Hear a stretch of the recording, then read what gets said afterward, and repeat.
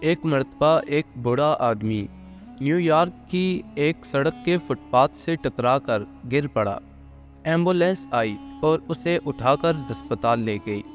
راستے میں نرس نے اس بوڑھے کی جیب سے بٹوا نکال کر تلاشی دی تو اسے ایک نام اور پتہ ملا جو شاید اس کے بیٹے کا تھا۔ نرس نے اسے پیغام بھیجا، جلدی پہنچو، اور یہ نوجوان فوراً ہی ہسپتال پہنچ گیا۔ نرس نے بوڑھے سے، جس کے منہ پر آکسیجن ماسک لگا ہوا تھا، کہا، تمہارا بیٹا تم سے ملنے آیا ہے۔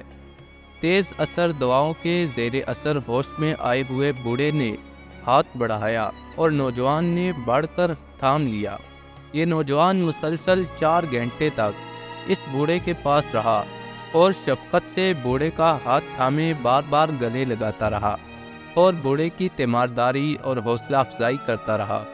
نرس نے اس دوران کئی بار نوجوان سے آرام کرنے یا ادھر ادھر چل پھر لینے کو بھی کہا، مگر اس نے انکار کیا اور بوڑھے کے پاس موجود رہا۔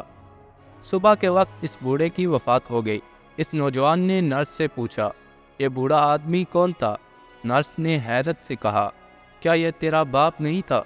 اس نے کہا، نہیں، مگر میں نے محسوس کیا تھا کہ اسے اپنے بیٹے کی اشد ضرورت تھی، جو اس کے قریب رہ کر اس کی تیمارداری کرے اور اس کی محرومیوں کا ازالہ کرے، اس لیے میں اس کے پاس رہا۔